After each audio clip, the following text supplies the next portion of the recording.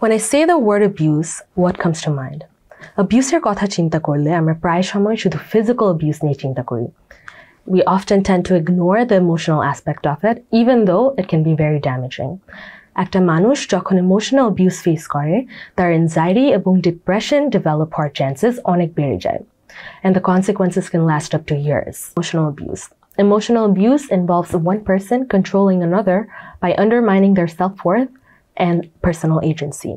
When your self-worth is affected, it harms your internal sense of being good enough. When your personal agency is affected, it harms your belief that I am the cause of my own thoughts and actions. But here's the catch. While you can easily tell what type of behaviors count as physical abuse, emotionally abusive behaviors can be harder to spot.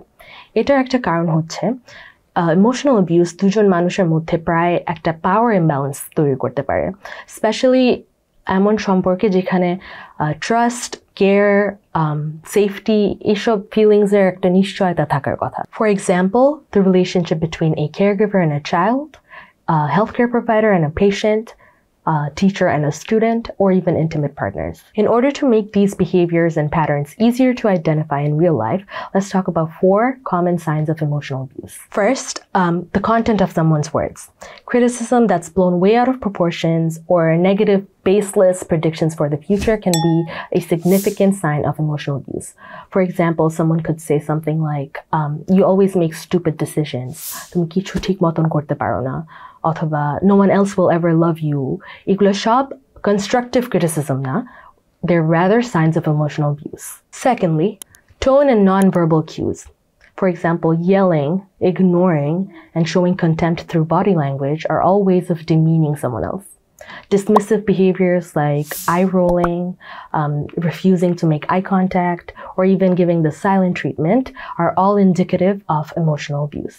Third, how someone reacts to being told that they've done or said something hurtful. Do they apologize and act more sincerely in the future, or do they completely dismiss and ignore the pain that they've caused? এই ক্ষেত্রে কিন্তু অনেক gaslighting হতে পারে. For example, they can say things like, I was just trying to help you. You should be grateful.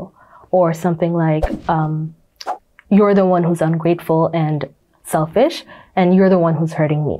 Lastly, when someone directs any of these types of behaviors at you, take note of whether they're forming a pattern. A one-time event of name-calling or making an insulting remark might not be emotional abuse. Whereas over time, if there's repetition of the emotionally abusive behaviors, how frequently it happens, duration, over how many years, all of those factors affect the severity of the emotional abuse. It's also important to remember that abusers don't engage in abusive behaviors 100% of the time. Moments of kindness or calm do not invalidate moments of abuse.